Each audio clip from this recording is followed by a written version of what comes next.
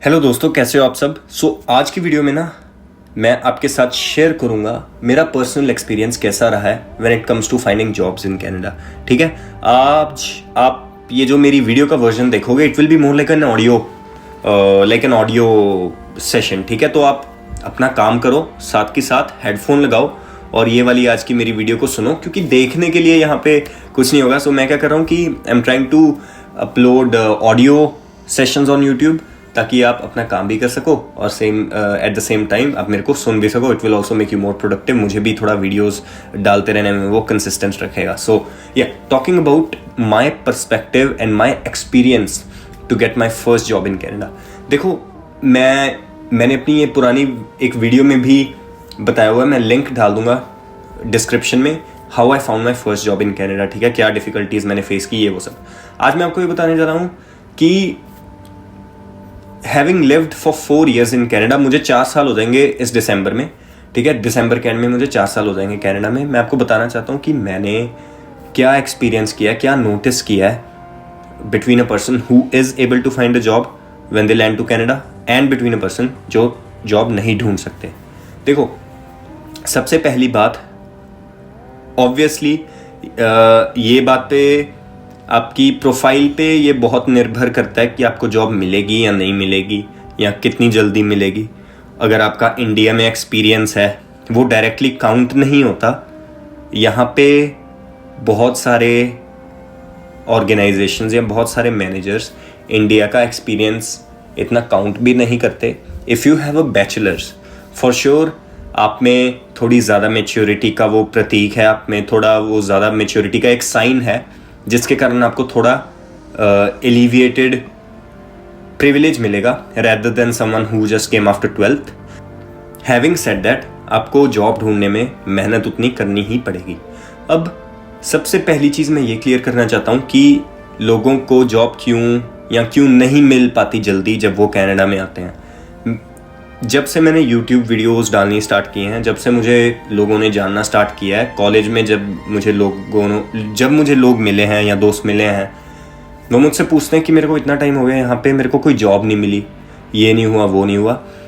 तो मैं उनसे पूछता हूँ कि कितनी ऑर्गेनाइजेशंस में या कितनी कंपनीज में या कितने स्टोर्स में तुमने अप्लाई किया है।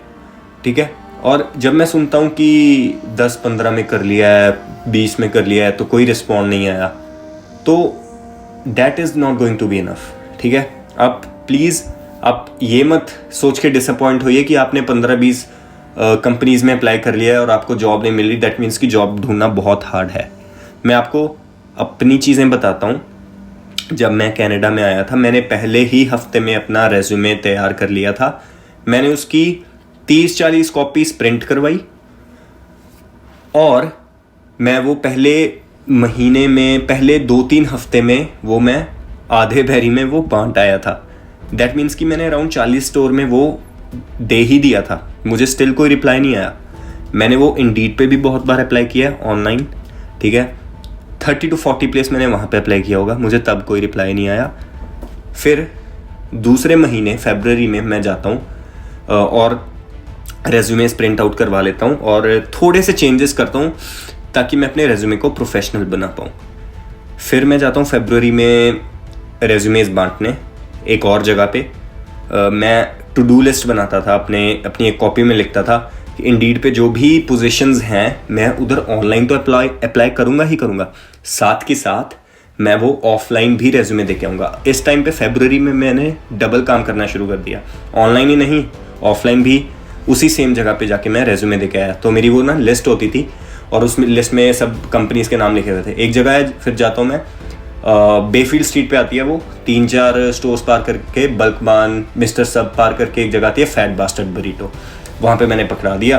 ठीक है, फरवरी के मिड में, और हफ्ते में फिर वो बंदे का कॉल आ जाता है, ओनर का कॉल आ जाता है और वो मुझे इंटरव्यू वगैरह करके हायर कर लेते हैं। सो अगर मैं अपनी जनरल टर्म्स में बात करूं, इट टुक मी अराउंड 80, ठीक है, 70 to 80 applications to get my first job in Canada. तो प्लीज़ आप डिसअपॉइंट मत होइए अगर आपने 50 जगहों पे अप्लाई कर दिया, 60 जगहों पे अप्लाई कर दिया है। डू नॉट गेट डिसअपॉइंटेड, आपका रिप्लाई ज़रूर आएगा, करते जाइए, ठीक है, इवेंचुअली आपको जॉब मिल ही जाएगी। अब कुछ ऐसे डिफरेंसेस हैं जो आपको आपकी प्रोफाइल को किसी और की प्रोफाइल से स्ट्रॉन्ग या वीक बनाएंगे।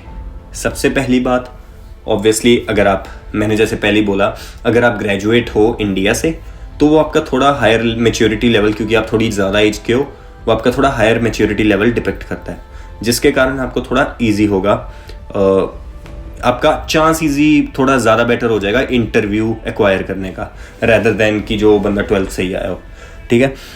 वो पहला फैक्टर आ जाता है। दूसरा फैक्टर आ जाता है रेज्यूमे, कि आपने रेज्यूमे आपका कितना प्रोफेशनल है, या आप कितने अच्छे से चीज़ें एक्सप्लेन करते हो रेज्यूमे में, ठीक है, उसको हौच पौच नहीं बनाना।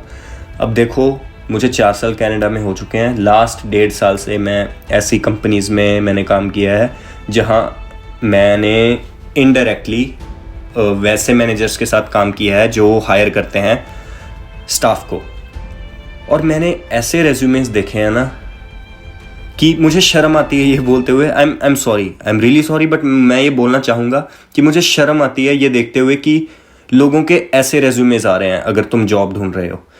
इतने वाहियात ईमेल्स आते हैं, hey looking for job please help, और नीचे गंदा सा, ठीक है, गंदे से कंटेक्स्ट में उन्होंने गंदे से हेडलाइन में, या क्या बोलते हैं उसको, गंदे से टाइटल में उनका रेज्यूमे अटैच्ड होता है। मैं मजाक नहीं बना रहा, बट मैं ये पॉइंट आउट करना चाहता हूँ चीज़ को। Please when you are applying for a position, आप अपना ईमेल तो प्रोफेशनली लिखो, आप अपना रेज्यूमे तो प्रोफेशनली बनाओ, ठीक है। रेज्यूमेस मैंने ऐसे बहुत ओपन किए हैं जिसमें स्पेलिंग मिस्टेक्स हैं, ठीक है, आपका एक्सपीरियंस कहाँ है, आपकी प्रोफाइल कैसी है, वही प्रॉपरली एक्सप्लेन नहीं है। एटलीस्ट आप अपनी तरफ से 100% तो दो अपने रेज्यूमे और ईमेल में और एप्लीकेशन में, ताकि वो प्रोफेशनल लगे। See that is your first barrier जो आपको पार करना है। एक बार आपका रेज्यूमे और एक बार आपका ऑनलाइन एप्लीकेशन का सब प्रोफेशनल बन गया, दूसरी चीज़ जो ज़रूरी आ जाती है, अगली चीज़, दूसरी नहीं कहूँगा, अगली चीज़ जो ज़रूरी आ जाती है वो है कि आपका अगर कनाडा में ऑलरेडी एक्सपीरियंस है या नहीं है। देखो, अब जिनका कनाडा में ऑलरेडी एक्सपीरियंस है, फॉर श्योर उनके लिए ज़्यादा इजी होगा जॉब गेन करना, क्योंकि कनाडा में पता क्या है, मैनेजर्स जो भी एम्प्लॉयर्स होते हैं ना, the main thing they look for is कि अगर किसी बंदे का ऑलरेडी कनाडा में एक्सपीरियंस है, और वो इंडिया के एक्सपीरियंस को ज़्यादा काउंट नहीं करते, ठीक है। अगर आपने कहीं किसी भी वॉलमार्ट में, इंडिया के वॉलमार्ट में या डी मार्ट में काम किया है, that does not get counted, ठीक है, वो मोस्टली मैनेजर्स इग्नोर ही करते हैं। So if you want you can include that, ठीक है, बट वो इतना मैटर नहीं करता। Please, I know most of the times, 80% of the times जो इंडियंस जो ये रेज्यूमे में डालते हैं, that is a false experience, वो एक्चुअल में सच नहीं होता। मैंने भी किया था, ठीक है, so I know all that, but still most cases में वो कंसिडर नहीं होता, ठीक है। कई केसेस में वो कंसिडर हो भी जाता है, that is a different issue, we are not gonna talk about exceptions, ठीक है। So you have to get some sort of Canadian experience. अब आप मुझसे पूछोगे कि भाई पहली ही जॉब तो ढूंढ रहा हूँ मैं, so how will I get the Canadian experience? At that point I recommend you that you start volunteering somewhere, ठीक है। आप अपने कॉलेज में या कोई भी बाहर ऑर्गेनाइजेशन है, ओल्ड एज होम है, या आपके कॉलेज के साथ किसी भी ऑर्गेनाइजेशन के टाइप्स हैं, आई डोंट नो, कुछ भी हो सकता है। You start looking for volunteering events. मैं अपने पर्सपेक्टिव से बताता हूँ, जब मैं यहाँ स्टार्टिंग में आया था, I also started with volunteering. मेरा इवन दो मुझे पहली जॉब मिल गई थी, Fat Bastard Burrito, but I was really looking forward that I must get a job inside the college, ताकि मुझे ईजी हो जाए। मुझे कॉलेज में काम करना बहुत, उस टाइम पे मुझे डिज़ायर थी, ठीक है, कि हाँ भाई कॉलेज में काम करना है। सो दैट्स वाई मैंने कॉलेज में वॉलंटियरिंग स्टार्ट कर दी, ठीक है। अब ऑब्वियसली जो कॉलेज में भी आप आ रहे हो, if you look on to the college website, volunteering वगैरह कुछ लिखो, पीयर मेंटरशिप लिखो, वहाँ पे आपको मोर इन्फॉर्मेशन मिल जाएगी कि how do you start volunteering. But वो करना स्टार्ट कर दो, जितनी जल्दी आप वॉलंटियरिंग स्टार्ट करोगे उतना ही बेटर होगा। आपको फर्स्ट एक्सपीरियंस गेन करना इन कैनेडा, ठीक है, इवन दो वो अनपेड है, एटलीस्ट वो आपको उन लोगों से स्टैंड आउट कर देगा जिनके पास कोई भी एक्सपीरियंस नहीं है कनाडा में, राइट? क्योंकि ऑब्वियसली अप्लाई तो लोग वही कर रहे होंगे ना मोस्टली जिनके पास एक्सपीरियंस नहीं है कनाडा में और वो जॉब लेना चाहते हैं।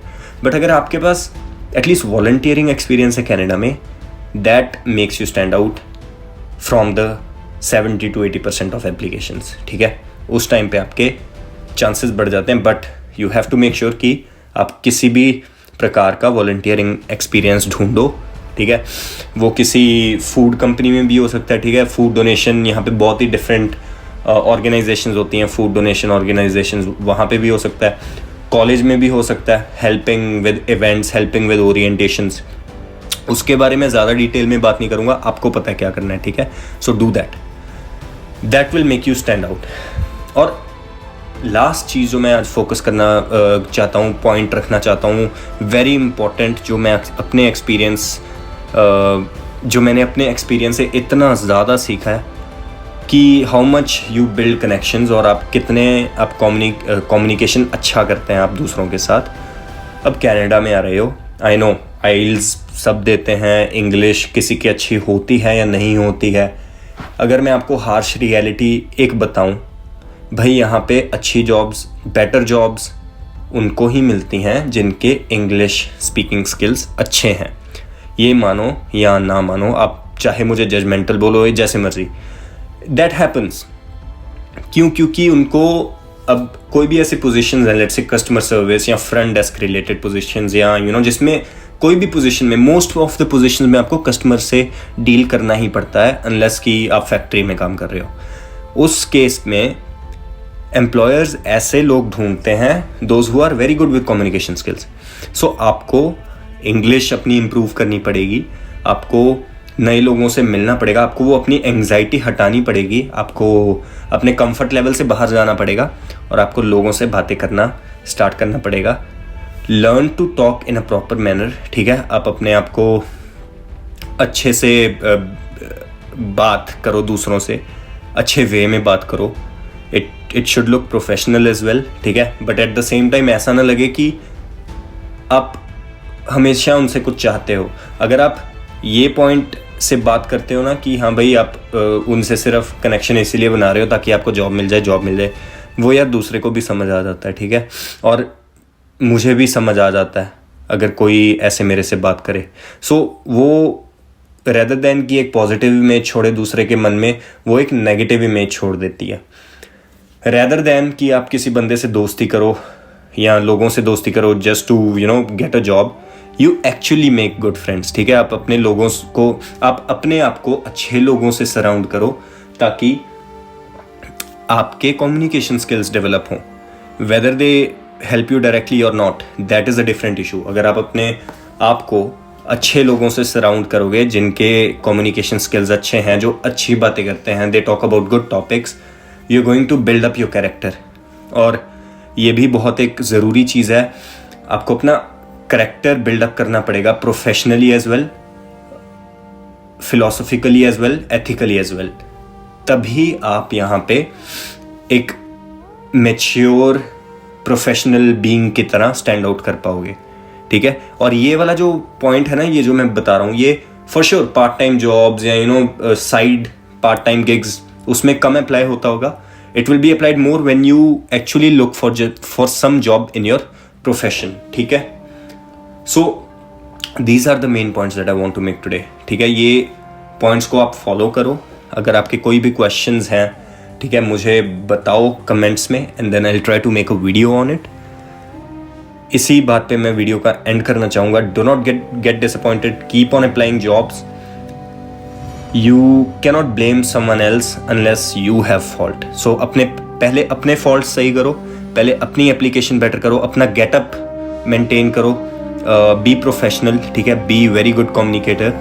अगर वो चीज़ें आपकी सेट हैं, अगर आपकी ऑनलाइन एप्लीकेशन सेट है, रेज्यूमे अच्छा है, ईमेल प्रोफेशनल है, रेज्यूमे प्रोफेशनल है, देन आपके चांसेस बहुत हाई हो जाएंगे।